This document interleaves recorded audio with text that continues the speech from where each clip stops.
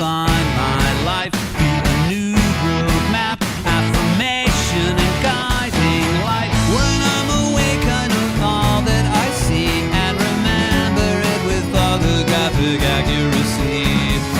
So you've got this thing coming out. It's a book. It's a record. It's what is it? What it is exactly? How do you describe it? It is a book, but you can just buy the record if you want. Okay. You just purchase the digital version. Right. It's actually available in a bunch of formats, and I've lost track of how many, but I know that one of them is an actual 8-track cassette. Really? Yes, which is playable. So yeah, well, if you have an 8-track player. We years ago we sold an 8-track cassette as a kind of novelty, but we didn't actually make it. It wasn't a real thing. It was just the case with a sticker on it. But this is apparently actually playable on a vintage 8-track machine.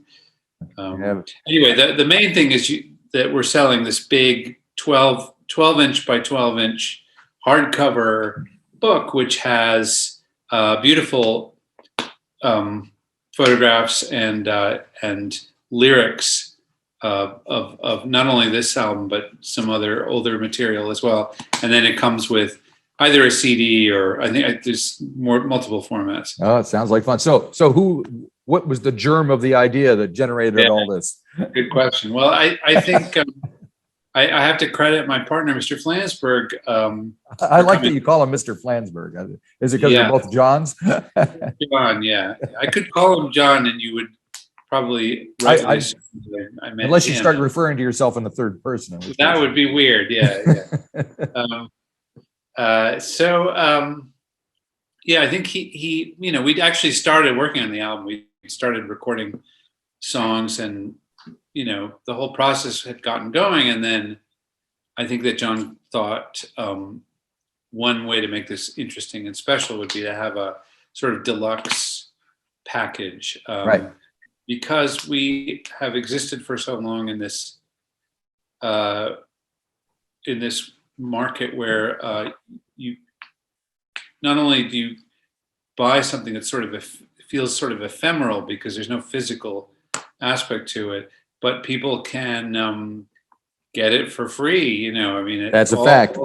Everything we've done is just out generally available out there. Yeah. So this book is something that you actually have to engage with us and buy, and you'll be glad you did if you do, because it's a nice option for your coffee table. Oh, I have to let the dog inside.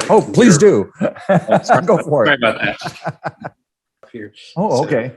What kind of dog do you have? She is, mongrel, something like the shelter dog.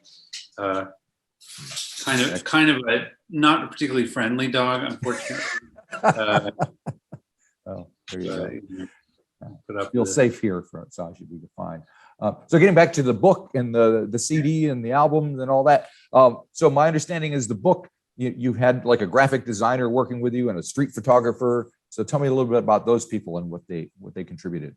Right. So, well, I mean, I would say John Flansburgh is the art director of this project. So it was really his idea. But he had seen the work of this this guy.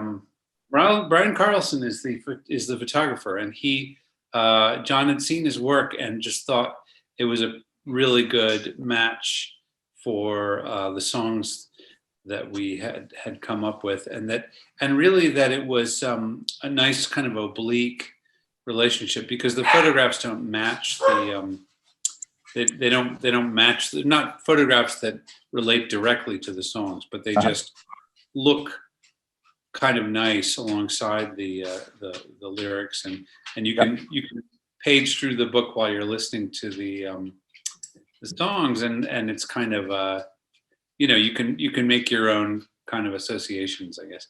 Yeah. So they're not illustrating the songs in any way. Right. And when you do your videos, do you think about them much in a different way than, say, illustrating the book? The videos, again, our typical thing is to get people that Flansburgh he's generally in charge of the visual component. Okay. He's a former art student and very, very interested in packaging and visual presentation and stuff. So he will find these people who have lots of creative ideas of their own and say, well, here's this song. We can discuss the idea or just come up with an idea. And we often get these very, very creative and surprising creations from these video artists Right. who are, I think, usually enthusiastic about being given the freedom to just come up with some kind of often very free form component that goes along with the music. Well, I mean, your lyrics are pretty free form at times as well. So I guess I think sense. that it's appropriate to get somebody to do something that's not too literal. It's not too much of a literal interpretation of what's going on in the lyrics. More like a vibe, Yep. And we've had really good luck. We've gotten lots of people involved who do really interesting work. We actually have run a couple of contests where we've had, said like, Make a video for various things. Make a video. Use your phone to make a video, and we've had some amazing, really submissions from people. Yep. So there's 15 songs on the album, and yes, they're all in typical fashion. They're pretty concise and kind of witty and a lot of wordplay and stuff. So you've been writing together and making this music together for almost 40 years now. Has anything shifted, changed, evolved in the way you work together? Certainly things have evolved. I would say that we feel lucky in a way that we've kind of maintained a certain sensibility over all this time, where we still feel we both feel like a kind of an understanding, an unspoken understanding of what it is we're doing, without having to define it too specifically. But the sort of the arc of the project has been that we started out as a duo, and then 10 years later we started performing in public with a band, and then about 10 years after that we started really branching out and doing other projects besides just the kind of albums for because you do children's records and all sorts of stuff. I mean, kids records. We did a lot of commercial stuff. Yeah, we did music for TV movies. themes. Yeah, we did TV themes. We did songs that were specifically written for movies, and then that was 20 years ago now. So, I mean, you've been amazingly prolific, and I mean, you've got like 23 albums out just in the album department, and lots of songs, lots of lyrics. Your brain must be just running on full steam.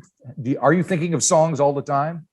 I kind of wish it was easier. I feel like I have to really sit down and apply myself to work. Okay. I definitely don't feel like songs are just coming to me automatically. I feel like it is a discipline where it's necessary to show up and get to work, and you have to try out a lot of things, and it often is kind of a chore. It's kind of hard work, and I think that's the only way I've ever really gotten anything done. Occasionally it flows very easily, and I feel like, I have plenty of ideas. They're all happening, but it doesn't tend to happen when I'm away from my desk. I really feel like I have to decide that I'm at work, and then that's when. And I think Flansburgh is the same way. You can't sit around and wait for inspiration to strike. You have to. I'm sure as for a writer, it's probably a similar situation. Yep. you have to actually apply do yourself. apply yourself and perspire and everything. And frankly, you know, I think a lot of the times I don't actually like doing the work. I find it difficult and challenging. But what I really like is having done the work. Right. You know? Yeah. Yep.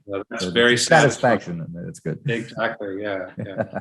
So a song like I got to ask you about Brontosaurus. I mean, where does the idea come from? You're hatching out of an egg in prehistoric times. I mean, it's not what I'm thinking about when I have free time. I don't know. Right. Well, it's free associative, I think, to some extent.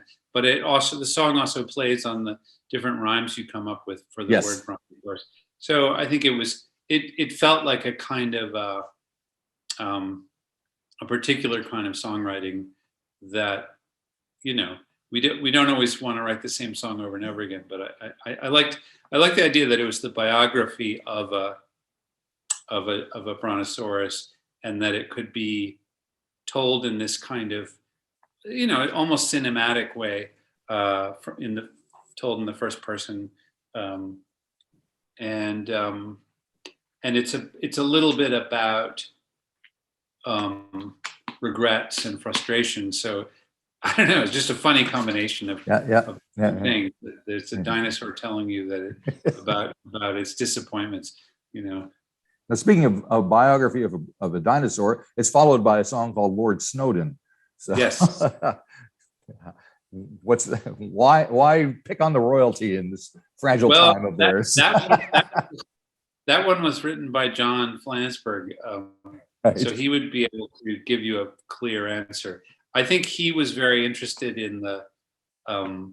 We both watched that episodic show about the Royals. The Royals, or no, The Crown. I guess. The Crown. That's it. Yes, you're right.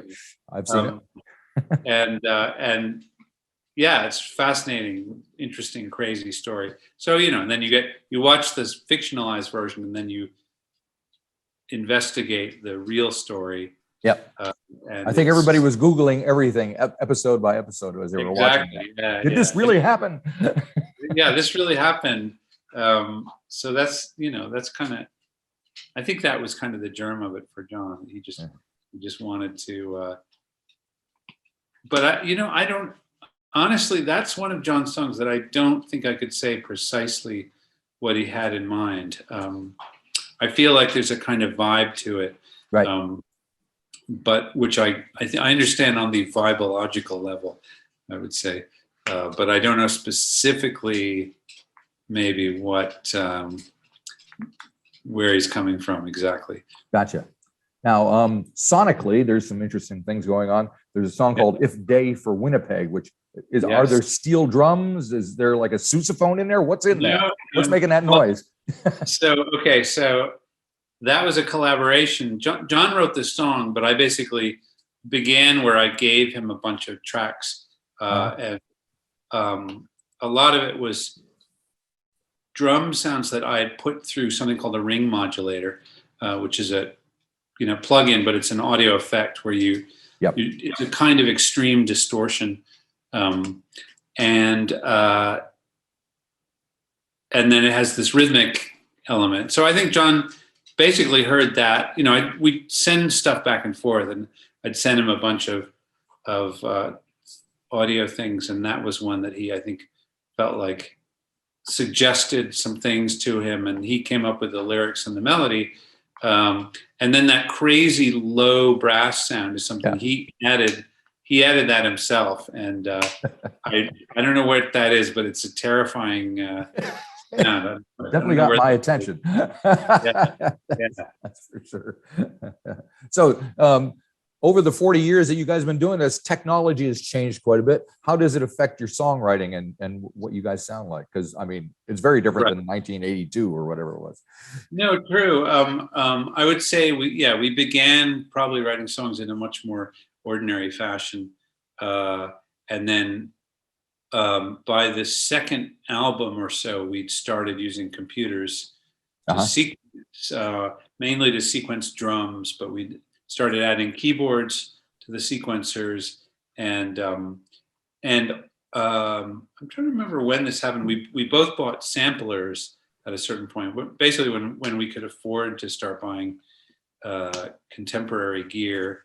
Right. I had before that I had like used accordions and stuff like that, but which were very inexpensive at the time. I'm sure. But we started using this software called digital. It was called Performer, and that was probably 1988 or so. Right. And within a few years, it had evolved into something called Digital Performer, which was used digital audio. And this was a completely innovative new, kind of an exciting new world for us because we've been using tape recorders up until then. Right. And then so we gradually kind of worked our way. And what's really nuts is that we're still using Performer to this day. So it's really been about, it's going on 35 years, I think, that we've been using this name. Hopefully they're at least giving you some, some love back for staying with them for so long. We did do a testimonial, and we got to have our faces on the back of, electronic musician or something like. There were some trade magazines where they actually made an ad and they used our testimonial in it. Yep. So we were briefly famous in the world of those kinds of electronic music magazines. There you go. So that was fine. Yeah. And I've also, I've gone on record complaining about the software too. So I was surprised. That's always a plus. That they were nice enough to give us a little bit of. I think I forget how much we got paid, but we got some money for that. So this is like the first album you've done since 2018, and you haven't done any gigs in about a year or so. So what's the last year been like for you? Has it been a break? Has it been relaxing, stressful? Are you itching to get out there? Yeah, I would say my feeling is it's been relaxing in that I find touring very physically challenging. So it was good in that regard. We obviously miss being on the road. Yep. And it kind of impacts everything that we don't get to play in public. So we're kind of writing songs with this, it's a kind of a leap of faith that we're going to get to eventually tour to support this stuff. John said something very funny, which is for him, the lockdown and the pandemic has been alternating between extreme boredom and abject terror, and then occasionally both at once. Right. That was how he described his experience. I wouldn't say I was at that. There has been a little bit of boredom, but I actually like just sitting around the house, maybe more than he does. Right. And I wasn't as. I think I was compartmentalizing the danger. We had a close friend who died very early. Oh boy. Of COVID, so it came home to us very quickly. Right. The songwriter Adam Schlesinger. From Fountains of Wayne. Yeah, he had produced some tracks for us a while back, and so that was very sad to hear about him because he wasn't a giant, but he was for those who were aware of what he did. Yeah, I think he was sort of irreplaceable. He really had an amazing talent, and he was clearly not finished. Showing us that talent. So it was, it's very sad and shocking, and that was the moment I think where it really hit home how serious the situation was. Yep. But we've managed to do a lot of creative work in the interim. I put out a sort of solo EP for our fan club, right?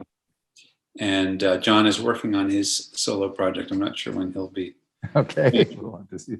You don't still have the dial-a song thing going, do you? I don't even know. We do, but it's taken on. It's a slightly different format now. Right. I think there is still a check with our on the check with website.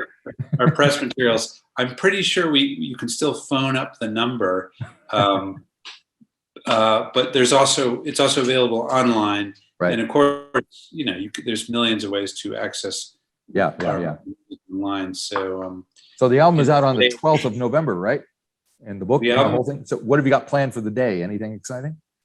Well, let me check my calendar. We're not going to be touring. I can tell you that. 12th of November. Oh, I'm sorry. The calendar's not. Hang on a sec. What does it say here? As far as I know, we're just doing interviews. Okay, well, fun times. Yeah, that'll be us. We're going to be on the local radio in New York, and there you go. And we will be home, and we'll just be doing press here. The tour doesn't begin till next year, right?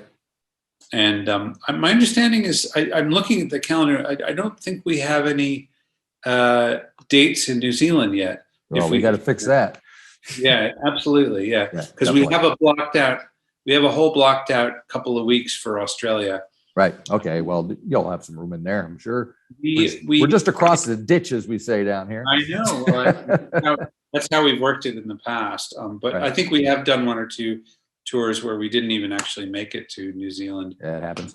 But so next year is like the anniversary year. Is that weighing on your mind? Are you going to do something special? What's the plan? Anniversary of the beginning of the band. Right? Oh, I suppose you're right. Yeah. 40 years. 40, yeah. That's true. Well, we've had so many. See, the thing was that the original tour was supposed to be the 30th anniversary of our third album, and that was the idea of it. And so much like the way the Tokyo Olympics just pretended it was still 2020 or whatever. I love that. Yeah, we're sort of in suspended animation. We're going to just be doing our 2020 tour in 2022. Celebrating Flood. But yeah, I suppose we could tack on the fact that we were actually personally celebrating our 40th anniversary, which is insane. Unbelievable. Time has just gotten out of control. Somebody has put an end to it. But you guys, I must say, you've made a lot of people happy with your music. I mean, just in my own family, we play your older song at every birthday. You're older than you've ever been, and now you're even older, and now you're even older, and now you're even older. You're older than you've ever been, and now you're even older, and now you're older still. Time is marching on, and time. I think Older was one of those rare songs that just popped into my head that I wasn't actually at work, and I just thought of the idea of it. But then, of course, I had to go and sit down and do the work of writing it all out and making it make sense. But yeah, that was a serendipitous one, I would say. In that way. Well, that's like I said, it's a favorite of ours. So thank you very much for that, and thanks for spending time talking to me about it. Oh, my pleasure. Hopefully, you'll get down to this part of the planet and cross the ditch, and we'll see you soon. I hope so. Yeah. We really would like to be there as well. Excellent. Have a great day, or a great night, as it were, over there. Absolutely. Nice talking to you. Here, so I'll see you later. Bye.